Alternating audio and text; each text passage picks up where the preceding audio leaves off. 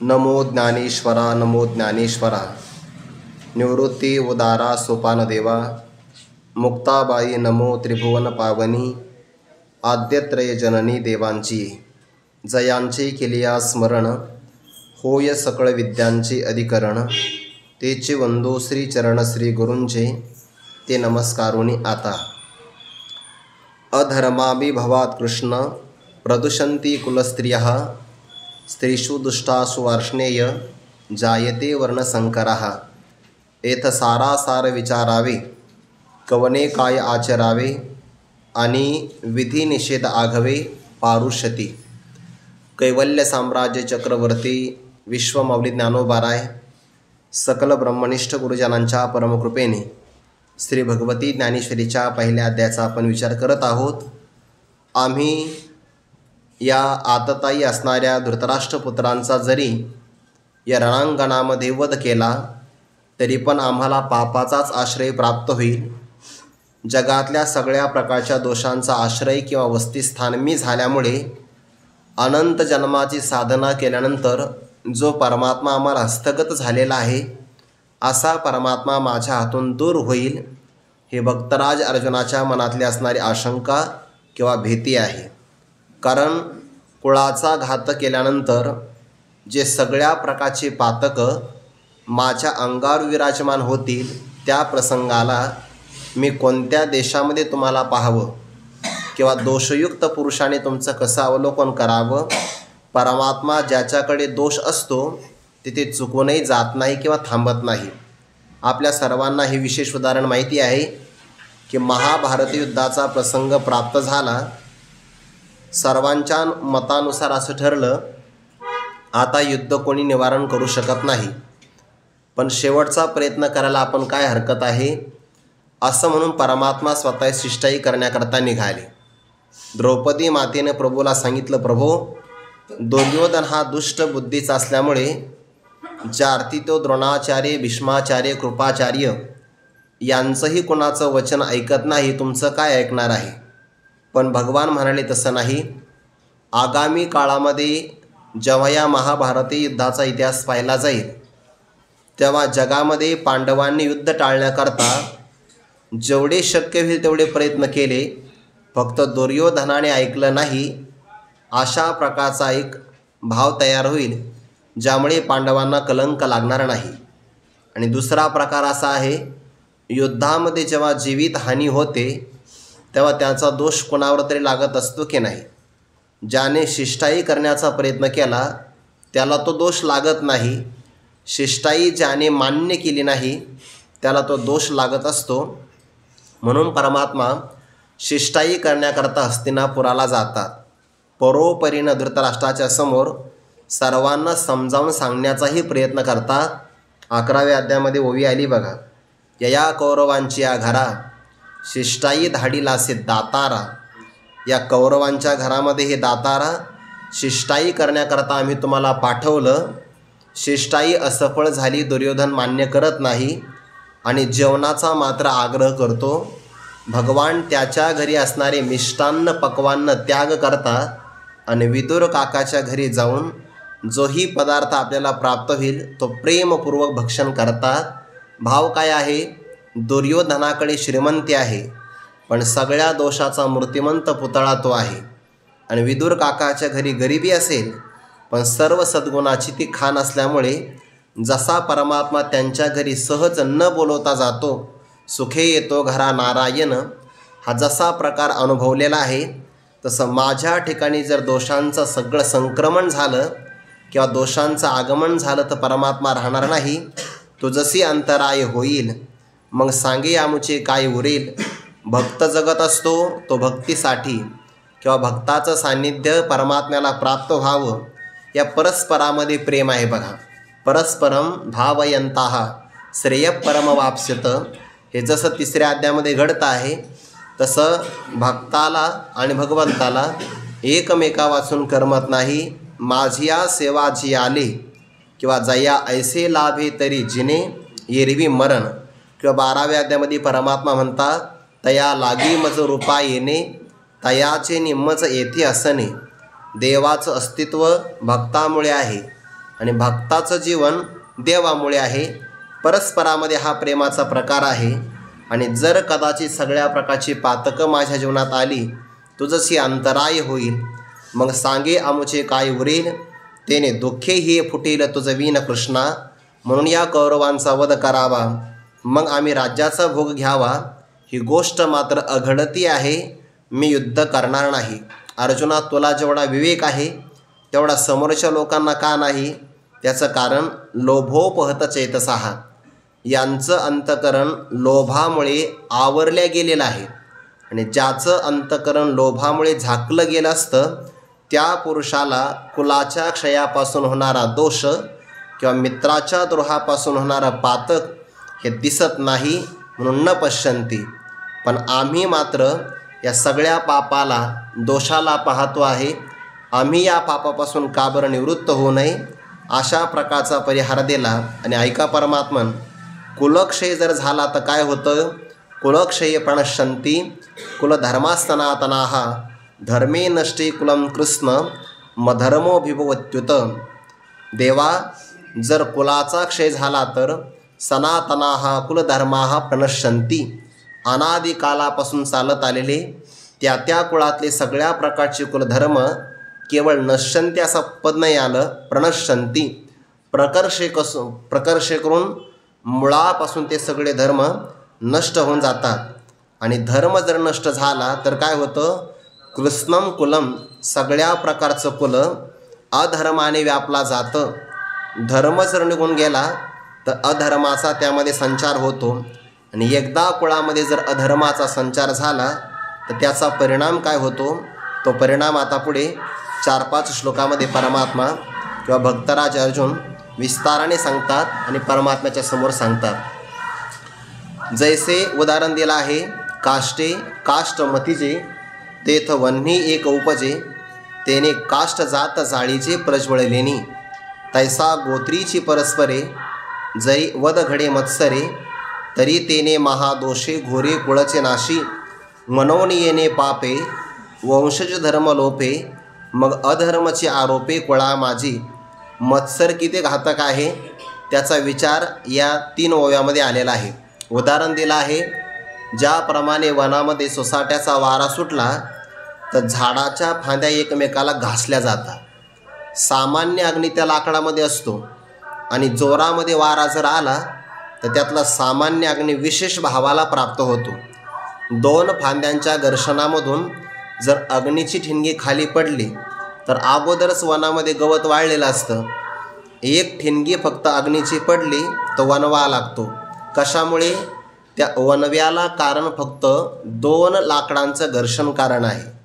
म्हणजे 2 लाकडांचं घर्षण झालं तर वनातले सगळे विनाकारण, म्हणजे ज्यांचा कोणत्याही प्रकारे दोष नाही, जे प्राणी गुण्यागोविंदाने नांदतात किंवा ज्या लाकडांचा यामध्ये सहभाग नाही, ते सुद्धा विनाकारण मारले जातात किंवा जाळले जातात. तसं 2 असणाऱ्या कुळामध्ये, गोत्रामध्ये, परस्परामध्ये मत्सराला जर प्राप्त होऊन वध झाला तर 2 असणारे पक्ष फक्त नष्ट होतात असं नाही, त्यांना सहाय्य करण्याकरता आलेले सगळेच्या सगळे विनाकारण मारले जातात. आणि परिणाम असा होतो, आता युद्धाला कोण कोण आलेले आहेत? वयाने सगळे मोठे माणसंच आलेले की नाही युद्धाला, म्हणजे धर्माचं आचरण करणारे युद्धाला आले आहेत. आणि ते जर मारल्या गेले तर याचा अर्थ काय झाला? त्या कुळामध्ये धर्माचं आचरण करण्याकरता कोणी शिल्लक राहणार नाही. मागे कोण शिल्लक राहील? ज्ञानोबांची ओवी पाठीमागं आली होते बघा. अंतोरिया कुमरे सांडून या भांडारे, शस्त्राग्री जिव्हारे आरोपोनी. हे आपल्या स्त्रियांचा आणि लहान बालकांचा किंवा धनाचा त्याग करून आलेले आहेत. म्हणजे यांनी मागं काय ठेवलं? आपल्या स्त्रिया आणि मुलं ठेवली. धन तर जड आहे, त्याचा काही उपयोग नाही.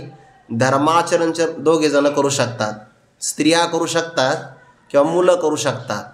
बरं, आता स्त्रियांच्यावर परिणाम काय होतो तो या श्लोकात सांगितलेला आहे.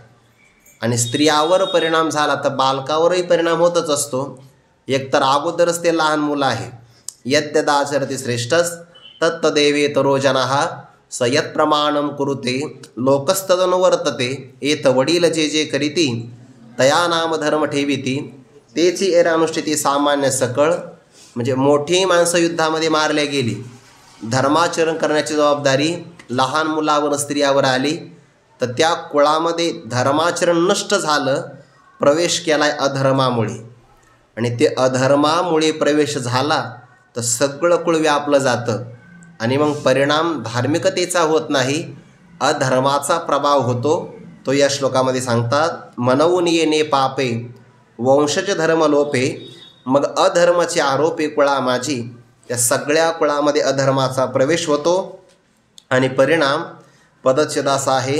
अधर्माभिभवात कृष्ण प्रदूषंती कुलस्त्रियाः स्त्रीषु दुष्टासु वार्ष्णेय जायते वर्णसंकरः.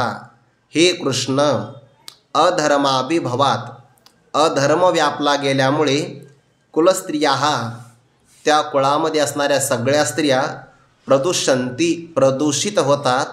सगळ्यात पहिला प्रभाव कोणावर होत असेल अधर्माचा, तर स्त्रियांवर होतो आहे. ज्या संस्कृतीतल्या स्त्रिया आचरणापासून स्वैर वागण्याकरता प्रारंभ करतात, तो समाज, ती संस्कृती, तो असणारा धर्म अधपतनाला जायला वेळ लागत नाही. सगळ्यात पहिला प्रभाव कोणावर होत असेल अधर्माचा, स्त्रियांवर होतो आहे. ते कधी काय असतं, एखाद्या रोगाचा बघा प्रचार होतो, म्हणजे एखाद्या रोगाचा प्रचार, लाट येते की नाही एखाद्या रोगाची, मग ती लाट कुणावर व्यापली जाते पहिल्यांदा लहान मुलावर, वयोवृद्ध माणसावर. म्हणून जे लस दिली जाते ना, ते पहिल्यांदा कुणाला दिली जाते 65च्या पुढं. त्याचं कारण काय आहे? कारण तो विषाणू त्या लोकांना जास्त प्रमाणामध्ये त्रास देऊ शकतो. म्हणजे प्रभाव कोणावर होतो? एखादा रोग आला तर त्या विशिष्ट वयावर होतो, तरुणावर नंतर होतो, म्हणून लस उशिरा तरुणांना भेटते. 18 वर्षाच्या पुढं लस, मतदान होतं त्याला, पण लस मात्र उशिरा भेटते, कारण तो रोगाचा सामना करू शकतो. हे जसं व्यवहारातलं उदाहरण आहे, तसं पुरुष कदाचित काही कामा वेळेपर्यंत अधर्माला थोपवू शकतात, पण मुळात असं आहे, स्त्रियांना मात्र अधार्मिकतेचं जे वातावरण असतं ते फार मोठ्या प्रमाणामध्ये सहन होऊ शकत नाही. म्हणून आपल्या धर्मामध्ये स्त्रियांना स्वातंत्र्य न देण्याचं कारण हेच आहे. जोपर्यंत स्त्रीचं लग्न होत नाही, पित्याने रक्षण करावं, लग्न झालं की पतीने रक्षण करावं, आणि विवाहाच्या पश्चामध्ये पती निघून गेला काही कारणास्तव, मृत झाला, तर वार्धक्यामध्ये पुत्राने रक्षण करावं. न स्त्री स्वातंत्र्यम अर्हती, स्त्रियांना स्वतःच्या मनाने वागण्याकरता परवानगी नाही. यावरही काही लोक आंदोलन करतील. ते आंदोलन करण्याचं तात्पर्य नाही, स्त्रियांवरचं बंधन नाही, ते स्त्रीचं संरक्षण आहे. आणि आजही तुम्ही व्यवहारामध्ये बघा, ज्या स्त्रियांचं पिता, पती आणि पुत्र रक्षण करतात त्या स्त्रिया सुरक्षित आहे. याच्या उलट ज्या स्त्रियांनी पती किंवा पुत्र आणि पिता यांचं संरक्षण झुगारून दिलेलं आहे, त्या स्त्रिया सुरक्षित नाहीत. पण आता हे उघड म्हणताही येत नाही. आता हे अनुभवाचं आहे, पण स्त्रियांसुद्धा मान्य करणार नाहीत, कारण त्यांना असं वाटतं हे मान्य केलं की आपला कमीपणा होईल. आणि आम्ही तर आज पुरुषांच्या खांद्याला खांदा लावून सगळ्या क्षेत्रामध्ये बरोबरी करायला प्रारंभ केलेला आहे की नाही. पण त्या ऋषीमुनींची परंपरा, धार्मिकतेचा प्रभाव, ते स्त्री एक रत्न आहे, आणि त्या रत्नाचं रक्षण कसं करावं याकरता आपल्या संस्कृतीने मर्यादा घालून दिलेल्या आहे. म्हणून स्त्रियावर लादलेलं बंधन नाही आहे. तुम्ही तर स्त्रियांना बंधनात ठेवलं असं नाही आहे. उपनिषदांचा, वेदाचा तुम्ही अभ्यास करत नाही. त्या याज्ञवल्क्यांच्या समोर गार्गींनी शास्त्रचर्चा करावी, स्त्रियांना किती मोठं स्वातंत्र्य असेल. ज्ञानोबाराय नाराज झाले तर आईसाहेब मुक्ताईंनी त्यांना जागृती द्यावी, किती मोठं स्वातंत्र्य आहे. आपल्याकडं स्त्रियांचं फार मोठं स्वातंत्र्य, व उलट असं आहे, स्त्रियांकरता स्वयंवर ठेवलेलं आहे. म्हणजे आपला पती त्या निवडू शकतात, एवढं त्यांना स्वातंत्र्य आहे, दिलं आहे की नाही.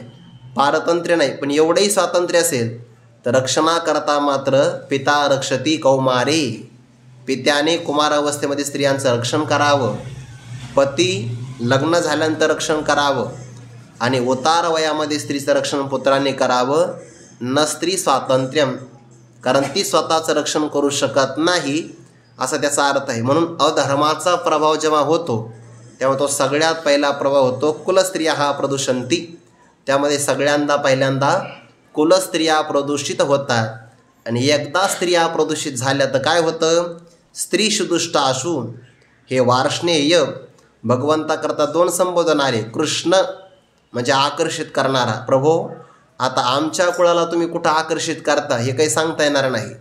पण पुढे वार्ष्णेय म्हणजे वृष्णी कुलोत्पन्न आपण आहात ना, वृष्णी नाम वासुदेवोष्मी.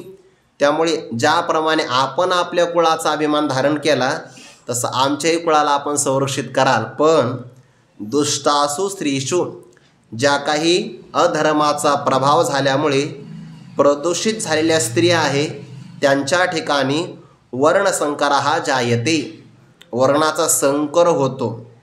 परस्पर वेगवेगळे असणारे 2 धर्म एकमेकामध्ये मिसळले, मिश्रण झालं की त्याला संकर म्हणतात. आपल्याकडे 4 वर्ण आहे ना, ब्राह्मण, क्षत्रिय, वैश्य आणि शूद्र. तर यापैकी विवाहाच्या बाबतीमध्ये शोधोनी कुळे दोन्ही कुळाचं काय करावं, शोधन करावं. किंवा सुकुळीने आपुली आत्मजा सत्कुळीची दिली.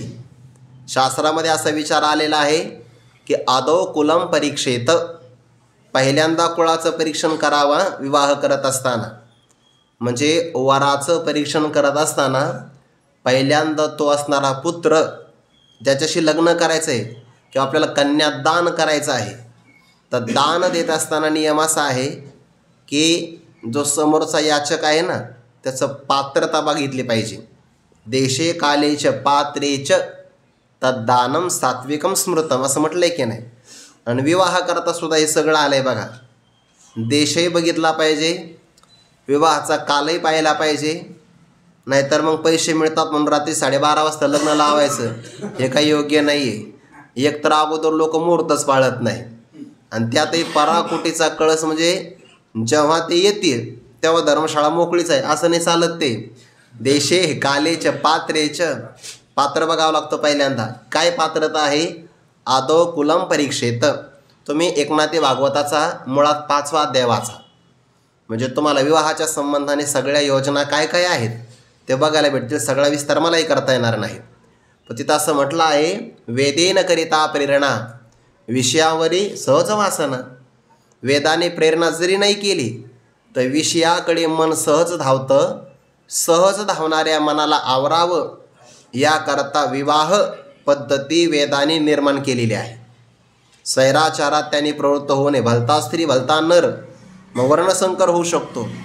आणि तो टाळण्याकरता आदौ कुलम परीक्षेत, पहिल्यांदा कुलाचं परीक्षण करावं. तथा विद्या, त्याची विद्वत्ता शिक्षण बघावं. तथा विद्या ततो वयाः, त्या वराचं वय बघावं. नंतर रूपम धनम तथा शीलम, चारित्र्य बघावं, रूप बघावं, श्रीमंती बघावी. सगळ्या शेवटी देश पाहावा. देशम पश्चात विवाहेत, आणि सर्वात शेवटी विवाह करावा. आता या किती 5-6 गोष्टी सांगितल्या की नाही. म्हणजे कुल बघावं, विद्या, वय, रूप, धन, शील आणि देश, जवळपास 7 गोष्टी पाहिल्या. सुभाषित कालाला विचारलं, आता हे कोणी बघावं, त्या कन्येच्या वडिलांनी पाहिलं पाहिजे. 7 गोष्टी वडिलांनी बघाव्या. शोधोनी कुळे दोन्ही, हे त्याने बघावं. मुलीला स्वातंत्र्य देऊ नये. म्हणजे का बरं, कन्यावर येते रूपम. मुलगी फक्त त्या पुरुषाच्या रूपाला मोहित होऊ शकते. आणि हल्ली डीपीस तसा ठेवला जातो, कन्यावर येते रूपम. आपणही बघा की नाही, आपल्या ते आता उघडं बोलायला हरकत काय आहे. म्हणून हा अधिकार कन्याला नाही दिला लग्नाचा. जेव्हा स्वयंवर सांगितलं की नाही तेव्हा त्या सगळ्या स्वयंवरामध्ये अटी ठेवलेल्या होत्या. म्हणजे क्षत्रियाचं लग्न असेल क्षत्रिय मुलीचं तर क्षत्रियांनी यावं किंवा ब्राह्मणांनाही परवानगी आहे. पांडव ब्राह्मण वेशामध्ये होते. पण अटी आहे की चालतं चक्र आहे द्रौपदी स्वयंवरामध्ये, त्या चक्राला मासा लावलेला आहे, खाली बघायचा आणि मग फिरणारा जो मासा आहे त्या माशाच्या डोळ्याचा वेध घ्यायचा. खाली बघू ना, इथं समोरासमोर बघून नियम हुकू शकतो, तिथं खाली बघून आणि ते पण 5च बाणं, हे स्वयंवरातले नियम आहे. पण जर निरनिराळे वर्ण म्हणजे ब्राह्मण तर ब्राह्मणाचंच लग्न होऊ शकतं. यदा कदाचित उच्च वर्णातला एखादा पुरुष त्यापेक्षा कनिष्ठ वर्णामध्ये लग्न करू शकतो, पण उच्च वर्णातली स्त्री कनिष्ठ वर्णासोबत लग्न करू शकत नाही. म्हणजे क्षत्रियाची कन्या जर असेल तर ब्राह्मण स्त्री आपलं ब्राह्मण पुरुषाबरोबर तिचा विवाह होऊ शकतो. पण ब्राह्मण वर्णातली स्त्री आहे आणि ती जर म्हणले नाही मला कनिष्ठ वर्णाबरोबर लग्न करायचं, तर ते मान्य नाही. कारण इथं पांडव द्रौपदी स्वयंवरामध्ये ब्राह्मण वेशामध्ये होते की नाही, तिथं वाद झाला आणि त्या वादामध्ये निर्णय झाला की असं होऊ शकतं प्रसंगाला. म्हणजे पुरुष निवडू शकतो, स्त्री निवडू शकत नाही. पण खरं असं आहे तेही निवडू नये. सवेद सवर्ण बघावा, म्हणजे आपल्या वेदाची शाखा कोणती आहे ना आपला वर्ण कोणता आहे त्या वर्णानुसारच लग्न करावं. सवेद सवर्ण, आपला वर्ण जुळत नसेल किंवा आपली वेदशाखा जुळत नसेल, विवाह करता येत नाही. म्हणून सुरुवातीला शब्द ठेवला आहे आदो कुलम परीक्षेत.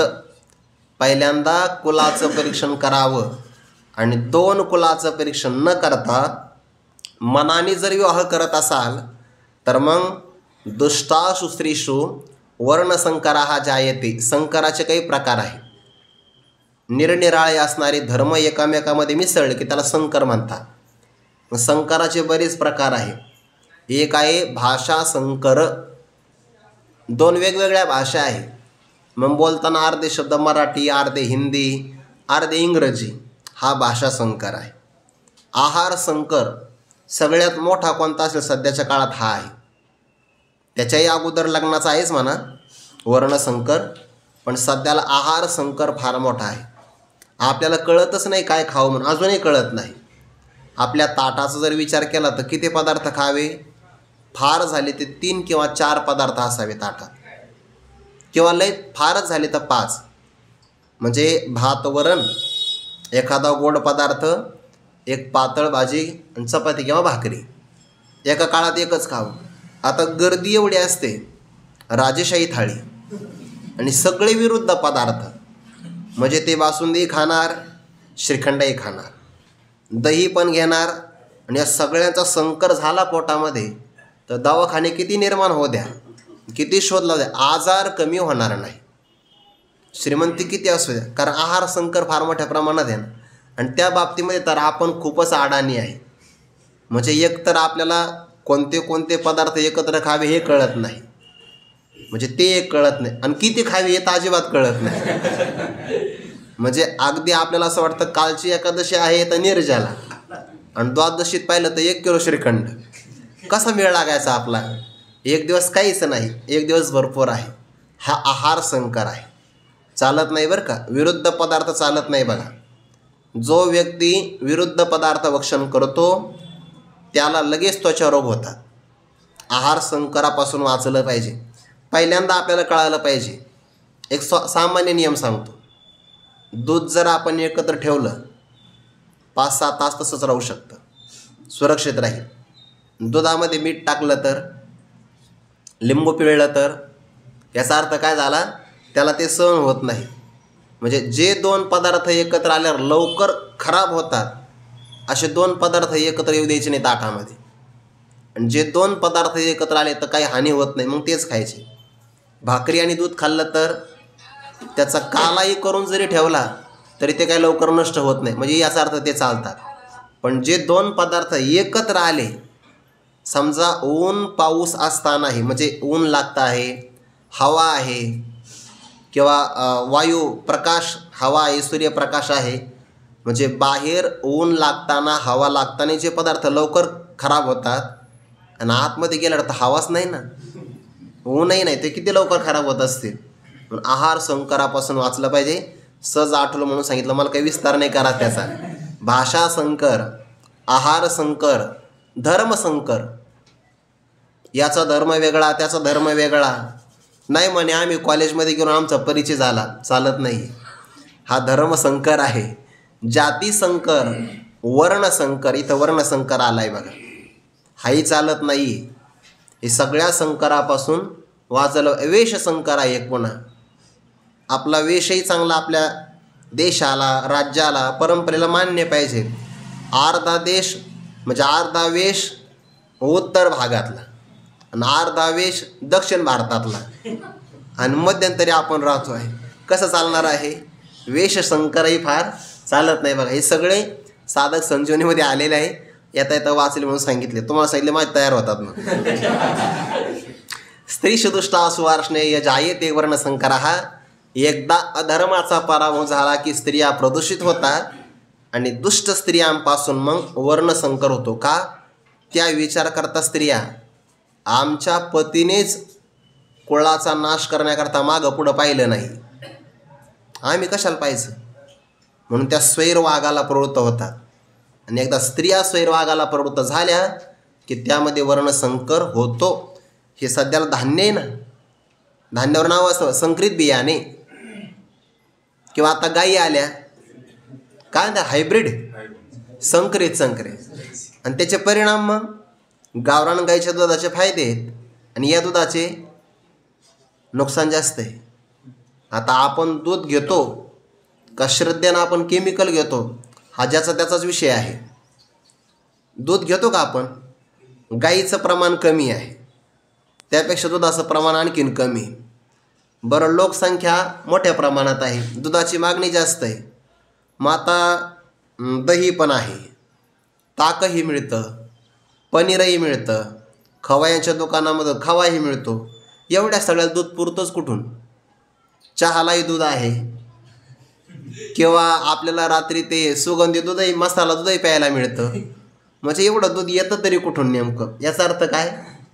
याचा अर्थच असा आहे की ते दूध नाही आहे. हे तुम्ही मान्य करताना मी कोणाच नाव घेत नाही.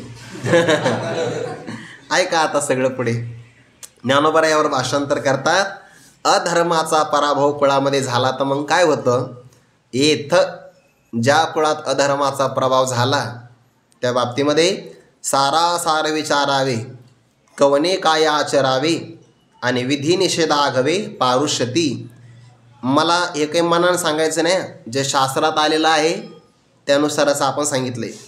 माझ्याकडं ते अधोकुलम परीक्षेचं प्रमाण आहे, एकनाथी भागवताचा 5वा अध्याय प्रमाण आहे, इथलं प्रमाण आहे. सगळ्यात महत्त्वाचं समाजात काय चालू आहे याला तर तुमच्या सगळ्यांचा अनुभव प्रमाण आहे, ते काय आपण वेगळं सांगायचं आहे असं त्याचा अर्थ. सार काय आहे आणि असार काय आहे याचा अर्थ योग्य काय आणि अयोग्य काय, खरं काय आणि खोटं काय, याला सारासार विचारावे. धर्माचं आचरण केलं तर मनुष्याचं अंतःकरण शुद्ध होतं. शुद्ध बुद्धी झाली की सात्विकता प्रगट होते आणि त्याला निर्णय करता येतो. पण अधर्माचा प्रभाव झाला, अधर्माच्या प्रभावामुळे पहिल्यांदा बुद्धी अशुद्ध होऊन जाते आणि अशुद्ध बुद्धी म्हणजे तामसी बुद्धी, तिला निवड करता येत नाही. हे सारासार विचारावे सात्विक बुद्धीला आहे. त्यानंतर कवने काय आचरावे, पहिल्यांदा विचार असतो नंतर आचरण असतं. क्रम कसा लावला ज्ञानोबा यांनी? पहिल्यांदा सारासार विचारावे हे बुद्धीचं लक्षण आहे आणि त्यानंतर कवने काय आचरावे हे कर्मेंद्रियाचं लक्षण आहे. आचरण करण्याकरता पहिल्यांदा विचार असावा लागतो, विचारातूनच आचार येत असतो. हा प्रकार आहे असा. पण सार काय असार काय याचा विचार कोणी करावा, कोणी कशाचं आचरण करावं? विधी निषेधागवे पारुष्यती. सगळ्या गोष्टी बंद पडून जातात. विधी शब्दाचा अर्थ होतो करणीय आणि निषेध शब्दाचा अर्थ होतो अकरणीय, किंवा ज्याला आपण कर्तव्य किंवा अकर्तव्य असं म्हणतो. शास्त्राने सांगितलं इदं कुरु, त्याला विधी म्हणतात. इदं मा कुरु, हे करू नका, याला निषेध असं म्हणतात. पण या सगळ्या गोष्टी बंद पडतात. याला कारण काय? अधर्म. ज्या कुळामध्ये अधर्माचा प्रभाव होतो त्या कुळाला पहिल्यांदा विचार राहत नाही, नंतर आचरण राहत नाही आणि सगळ्यात महत्त्वाचं आहे धर्ममर्यादेचं पालन ते करत नाही. व्यवहारात बघा तुम्ही, ज्या ज्या लोकांच्या जीवनामध्ये अधर्माचं बाजू आहे त्यांना सार असाराचा विचार नाही, काही खातात. आचरण करण्याच्या बाबतीमध्ये कसंही वागतात आणि विधिनिषेध हे सगळे पारुष्यती म्हणजे बंद पडतात. ज्ञानोबा म्हणतात, धर्म आपल्याजवळ आहे तो दूर धाडायचा आणि अधर्माचा अंगीकार करायचा. कशी परिस्थिती होते? उदाहरण पुढं दिलं आहे.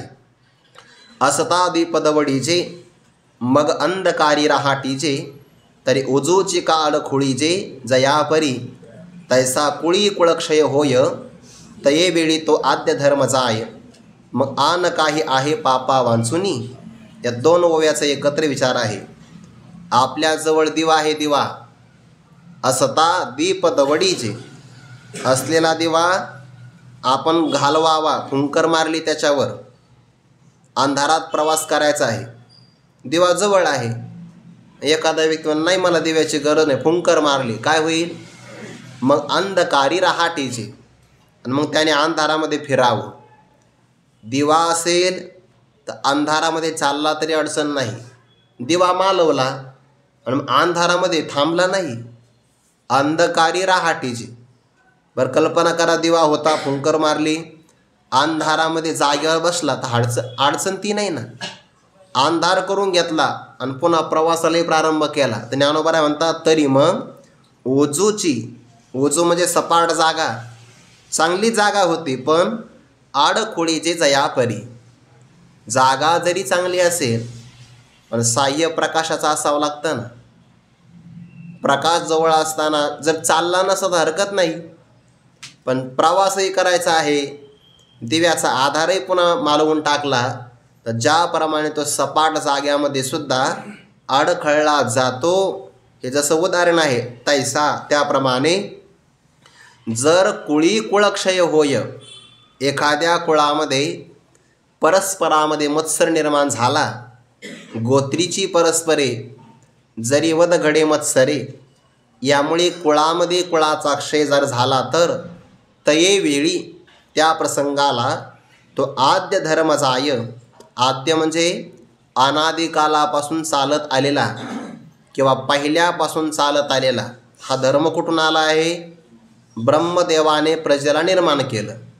ती वेळी प्रजी विनविला ब्रह्मा, देवा काय आश्रयते आम्हा, तव तो म्हणे कमळ जन्मा भूतां प्रती, तुम्हावर्ण विशेष वशे आम्ही हा स्वधर्म विहिला असे, या ते उपासा मग आपैसे पुरते काम, असं ब्रह्मदेवाने पहिल्यांदा उपदेश केलेला आहे. ते प्रजेने सांगितलं आम्हाला तुम्ही जन्माला घातलं, आश्रय काय आहे आम्हाला? ब्रह्मदेवाने सांगितलं वर्ण विशेष वशे, तुम्हाला तुमच्या वर्णानुसार आश्रमानुसार आम्ही स्वधर्म अर्पण केलेला आहे, या ते उपासा मग आपैसे पुरती काम. पण कुळामध्ये जर कुळाचा क्षय झाला तर जो अनादी कालापासून चालत आलेला किंवा पहिल्यापासून परंपरेनं आलेला आद्य धर्म जाय, तो धर्म जातो बघा. नियम असा आहे, एक गेला की दुसऱ्याचा प्रभाव होत असतो. दिवस गेला तर काय येते? रात्र येते. धर्म निघून गेला तर मग काय येईल? अधर्म येईल. पुण्याचा वलावा नष्ट झाला तर मग काय होईल? पाप संचार होईल. आणि मग परिणाम ठरला आहे. दिवसाचा प्रभाव परिणाम वेगळा आहे, रात्रीचा परिणाम प्रभाव वेगळा आहे. एकाची कमतरता झाली की दुसऱ्याला बळ येत असतं. मग धर्म निघून गेला आणि अधर्म आला की धार्मिकतेची फळं नाही मिळत, अधर्माच्या प्रभावाची फळं मिळतात. मग फक्त वर्णसंकर याचंच आहे असं नाही, आहार संकर पण आहे ना. आहार शुद्ध सत्वशुद्धी प्राप्त नाही होत. ज्याचे आहार चांगला, आहार म्हणजे फक्त खाणं नाही आहे, त्या त्या इंद्रियांच्या द्वारे त्या त्या इंद्रियांना आवश्यक असणारा विशेष सेवन करणं हा सुद्धा आहारच आहे. कानाने ऐकावं हा आहार आहे, पण चांगलं ऐकावं हा सात्विक आहार आहे. डोळ्यांनी पाहावं हा आहार आहे, पण भगवंताचं किंवा संतांचं रूप पाहावं हा त्यातला शुद्ध सात्विक आहार आहे. असा हा आहार, याच्यात संकर होता कामा नये. जर झाला कितीही बिघडू शकतं. म्हणून तये वेळी तो आद्य धर्म जाय. कुळामध्ये कुळाचा क्षय झाला तर त्या प्रसंगाला अनादि धर्म निघून जातो. आणि मग पापा वाचून आन काय आहे? पापाशिवाय दुसरं मग काय आहे? आणि एकदा पापाचा प्रभाव झाला की त्या पापाच्या प्रभावाचा परिणाम पुढच्या वयातून सांगतात. जै यम नियम ठाकती तेत इंद्रिय सैरा राहाटती मनोनी व्यभिचार घडती कुळस्त्रिया उत्तम आधमी संचरती ऐसे वर्णावर्ण मिसळती तेत समळ उपडती जाती धर्म जैसी चहोटाची बळी पावी जे सैरा कावळी तैसे महापापी कुळी संचरती. आन काय आहे पापा वाचुनी. आद्य धर्म निघून गेला की धर्म हा सर्व सुखाचा आश्रय बघा. स्वधर्म हा सगळ्या सुखाचा, स्वधर्म जरी लोपला तरी सर्व सुखाचा थारा मोडला. जैसा दीपास व्याहरपला प्रकाश जाय. धर्म ही जगाची प्रतिष्ठा आहे बघा. धर्म जगत प्रतिष्ठा. जगाला चांगल्या प्रकारे ठेवावं याकरता धर्म महत्त्वाचा आहे. आणि धर्म निघून गेला की मग प्रभाव पापाचा. आन काही आहे पापा वाचुनी. पापाचा प्रभाव झाला की परिणाम काय होतो. जै जेव्हा यम नियम ठाकती. ठाकती म्हणजे बंद पडतात. योगामध्ये अष्टांग आलं की नाही, त्या अष्टांगामध्ये पहिले 2 अंग यम आणि नियमाचे आले आहे. अहिंसा, सत्य, अस्तेय, ब्रह्मचर्य, अपरिग्रह हा 5 प्रकारचा यम आहे. शौच, संतोष, तप, स्वाध्याय, ईश्वर प्रणिधान हा 5 प्रकारचा नियम आहे. आणि हे केल्यानंतर मग यम नियम, पुढे आसन, नंतर प्राणायाम, प्रत्याहार, धारणा, ध्यान आणि समाधी इथपर्यंत आहे. समाधी ज्याला प्राप्त करायची आहे त्याचा प्रारंभ यम नियमापासून आहे. यम नियमामध्ये मग काय, अहिंसा, कोणाची हिंसा नाही करायची, सत्य खरं बोलायचं, अस्तेय चोरी नाही करायची. इथं तर लोक कीर्तनाला येतात, अवघड आहे पुढचं. अस्तेय, ब्रह्मचर्य, कोणत्याही जागृती, स्वप्न आणि सुषुप्तीमध्ये अष्टभोगांचा परित्याग हे ब्रह्मचर्य आहे. अपरिग्रह, अनावश्यक गोष्टींचा परित्याग करायचा. आणि आवश्यक स्वीकार हा परिग्रह. परिग्रह म्हणजे मोजक्या प्रमाणामध्ये, जास्त संग्रह करणार नाही. अपरिग्रह 5 प्रकारचा यम. यातून इंद्रिय आणि मनावर ताबा ठेवला जातो. शौच म्हणजे पावित्र्य, संतोष समाधान, नंतर कायिक वाचिक मानसिक इंद्रियांना तप्त करणं हे तप. स्वाध्याय म्हणजे आपल्या वेदशास्त्राचं अध्ययन करणं. आणि सरते शेवटी ईश्वर प्रणिधान भक्ती. ईश्वर प्रणिधान म्हणजे ईश्वराचं ध्यान करणं. हे 5 प्रकारचे यम आणि नियम हे कोण करू शकतं बरं, ज्याच्याकडे सात्विक धैर्य आहे आणि ज्याच्याकडे पुण्य संग्रह आहे त्याला हे करता येतं, त्याला ही बुद्धी होते. नाहीतर नेमकं ज्याला पापाचा प्रभाव आहे त्याला ते ऐकताना सुद्धा कंटाळा येतो. नाथ महाराजांनी भागवतामध्ये असं म्हटलं आहे, जरी केलिया होती पुण्य राशी तरी अवधान होय हरिकथेसी. एरवी ऐकता येरांसी लागे अनायासी अतिनिद्रा. नाथांचीच ओवी आहे. आपण जर पुण्याच्या राशी केलेल्या असतील तर हरिकथेला आपल्याला अवधान प्राप्त होतं. एरवी इतरांनी ऐकायला प्रारंभ केला की ते म्हणतात असं तर गोळ्या घेऊन सुद्धा झोप लागत नाही, इतकी सुंदर लागते. मग लागे अनायासी अतिनिद्रा. पुण्याच्या प्रभावात हे होतं आणि पापाच्या प्रभावामध्ये यम नियम ठाकती, ते सगळे बंद पडतात. परिणाम येत इंद्रिय सैरा राहटती. यम नियम मनावर आणि इंद्रियावर ताबा ठेवण्याकरता आवश्यक आहे. जेव्हा ती साधनच बंद पडतात, इंद्रिय अगोदर चंचल आहे ना. परांची खाणी व्यतृणत स्वयंभू तस्मात परांग पश्यती नांतरात्मन. ब्रह्मदेवाने इंद्रिय निर्माण केली, ती नेमकी बहिर्मुख निर्माण केली. त्यामुळे ते बाहेरच पाहतात, आत कधीच पाहत नाही. पण आत पाहत नाही याचा अर्थ आत काही दिसत नाही असं थोडीच आहे. डोळे झाका बरं, म्हणजे फक्त प्रयोग, झाकू नका लगेच. डोळे जर झाकले तर काय दिसतं, हा अंधार दिसतं बघा. याचा अर्थ डोळे आतमध्ये पाहतात. आपण कानाचे छिद्र बंद केले तर बाहेरचा नाही पण आतला आवाज ऐकू येतो ना. म्हणजे आम्हाला आवाज ऐकू नाही आला, 9 दिवसात मुक्कामी आपला फक्त येतं. काने घालून या बोटे नाद जे पहावे न दिसता जाणावे 9 दिवस ज्ञानोबाऱ्यांचं प्रमाण आहे. कानामध्ये बोटं घातली ना आवाज नाही आला आतून असा, आपले यंत्र चालू आहे ना आतले सगळे हृदय वगैरे सगळे, आणि आवाज नाही आला 9 दिवस मुक्काम, 10व्या दिवशी 10वा नाही, शेवटचा मुक्काम, असा त्याचा अर्थ आहे. म्हणजे कानाला आतलंही ऐकू येतं, डोळ्याला आतलंही पाहता येतं, सगळं आहे, पण पाहत नाही इंद्रिय, बहिर्मुख आहेत. अगोदरच इंद्रिय सैरा म्हणजे बहिर्मुख, आणि त्या इंद्रियाचं नियमन करण्याकरता यम आणि नियम बंद पडले, मग इंद्रिय सैरा राहटती. आणि सगळ्यात पहिल्यांदा प्रभाव कोणाला होतो? हे लाट आली ना इंद्रिय सैरा राहटण्याची, तर त्या लाटेमध्ये सगळ्यात पहिल्यांदा बळी कोण पडतात? मनोनिवे विचार घडती कुळ स्त्रिया. कुलवान घरातल्या स्त्रिया आहे, पण जर पापाचा प्रभाव जास्त प्रमाणामध्ये झाला तर त्या स्त्रियांकडून पापाचरण घडतं. शास्त्र मर्यादेचं उल्लंघन करणं याला विरोधी वागणं असं म्हणतात. आणि विरोधी वागणं म्हणजेच व्यभिचार आहे. शास्त्राच्या विरोधी वागणं, धर्म मर्यादेचं उल्लंघन करणं, सगळ्यात मोठा परिणाम स्त्रियांवर होतो. म्हणून व्यभिचार घडते कुळ स्त्रिया. कारण त्या स्त्रिया विचार करतात, आमच्याच पतिदेवाने युद्ध करताना काही मागं पुढं पाहिलं नाही, त्यांनीच जर समजा पापाचरण केलं असेल तर आम्हालाही पापाचरण करायला काय हरकत आहे, असं त्या कुतर्क देतात.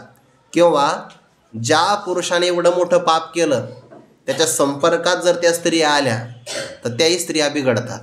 असे 2 प्रमाण सांगितलेले आहेत. मनोन व्यभिचार घडती कुळ स्त्रिया. परिणाम उत्तम अधमी संचरती, ऐसे वर्णावर्ण मिसळती, तिथं समूळ उपडती जाती धर्म. उत्तम कुळातल्या स्त्रिया अधम पुरुषांच्या बरोबर प्रवेश करतात, संचरती.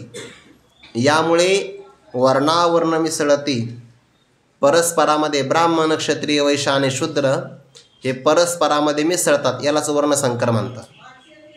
एक वर्ण दुसऱ्या वर्णापेक्षा वेगळा जरी असेल आणि ते एकमेकामध्ये जर मिसळले तर त्याला वर्णसंकर असं म्हणतात.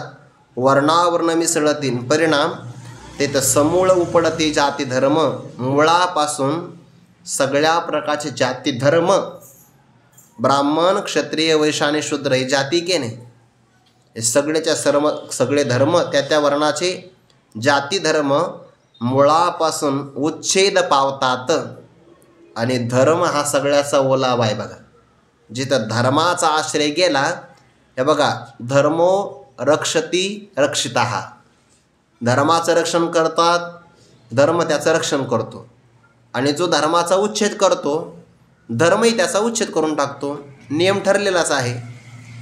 जो मनुष्य नियमाचं पालन करतो सुरक्षित राहतो, ज्याने नियमाचं उल्लंघन केलं तो बळी पडतो. उदाहरण आपला अनुभवाचं आहे. आहार विहाराचे नियम सांभाळले की ते आहार विहार त्या पुरुषाचं रक्षण करतात. गुरुवारी मारुतीबाबांचं उदाहरण पाहायचं. आहार विहाराचं रक्षण केलं की तो आहार विहारच त्यांचं रक्षण करत असतो.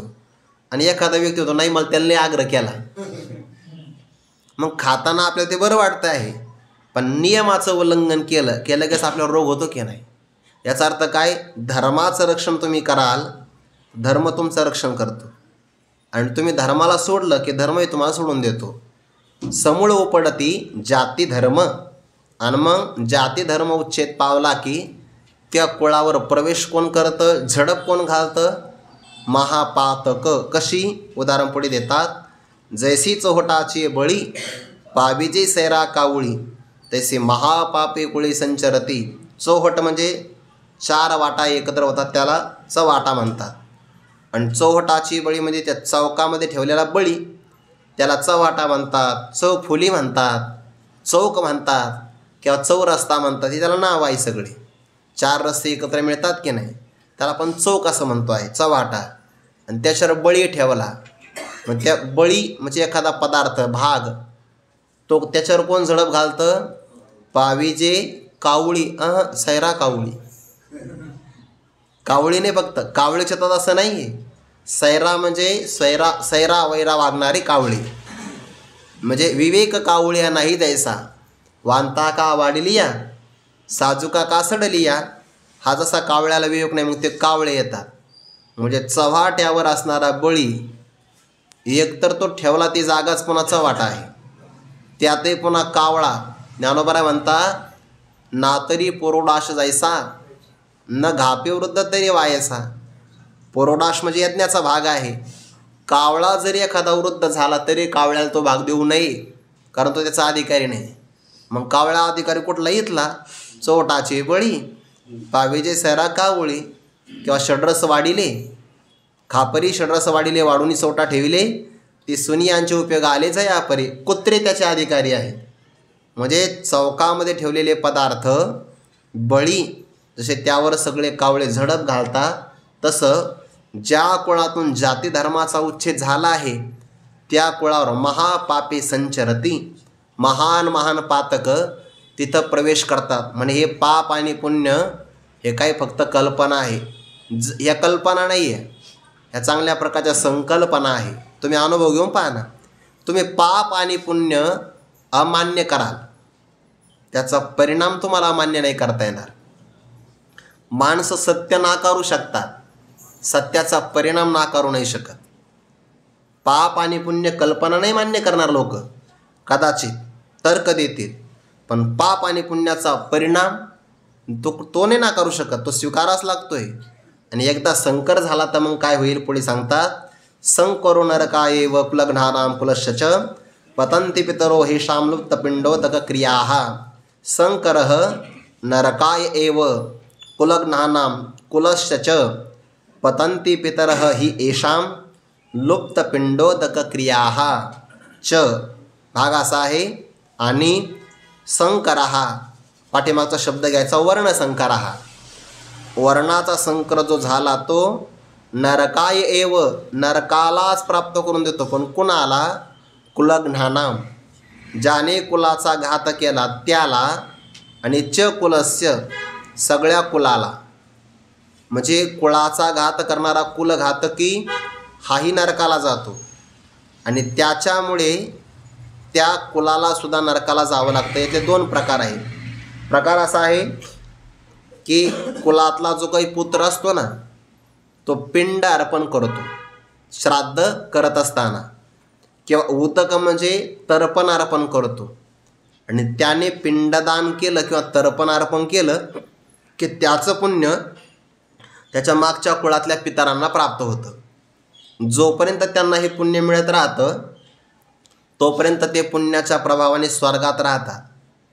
पण आता कुळघातकी पुरुषाने माणसं शिल्लक नाही ठेवले, त्यामुळे पिंड आणि उदक अर्पण कोण करणार? किंवा वर्णसंकरातून निर्माण झालेली संतती ती पिंडदान करतील का?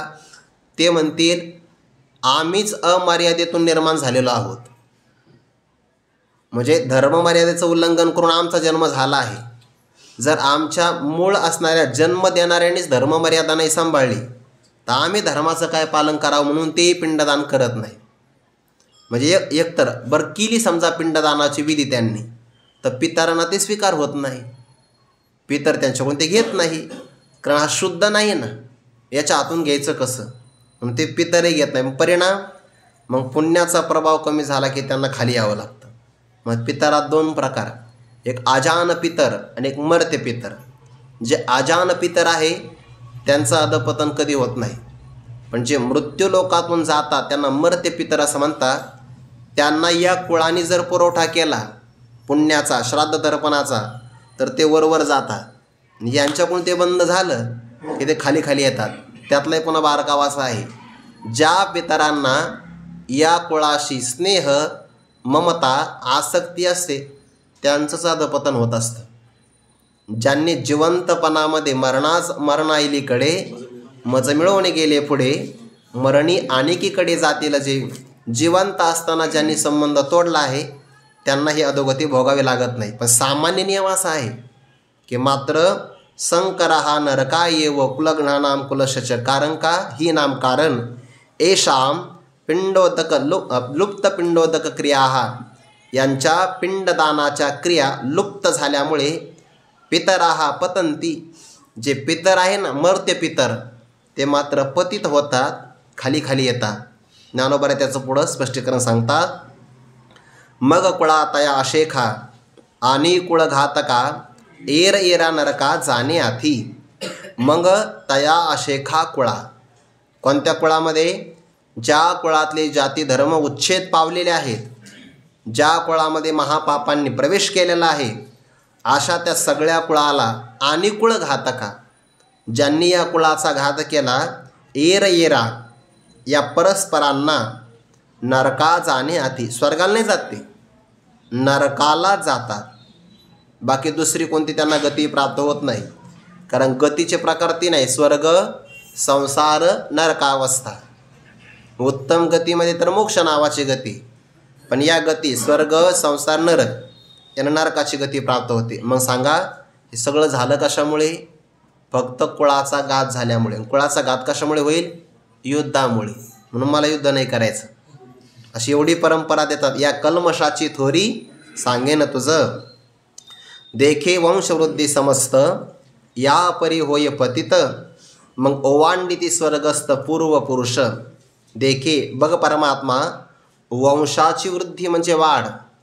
आतापर्यंत सगळा वंश वृद्धी वाढ या परिपतित होय, याप्रमाणे पतित होतात. म्हणजे आपल्या उच्च स्थितीतून नरकाला जातात ना, म्हणजे पतित होतात. आणि मग ओवांडिती स्वर्गस्थ पूर्व पुरुष.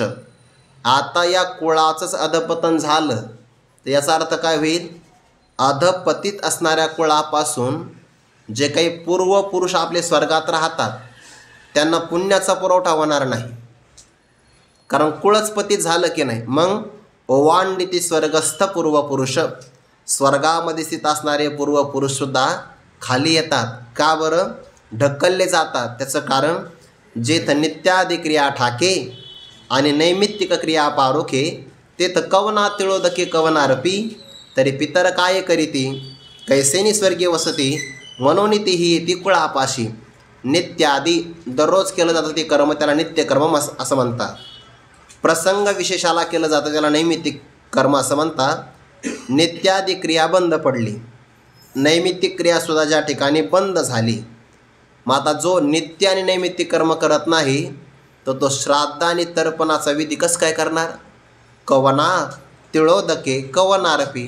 कवना म्हणजे कुणाला, कवन म्हणजे कोण, कोण कुणाला तीळ, उदक, पिंडदान, तर्पण अर्पण करणार आहे.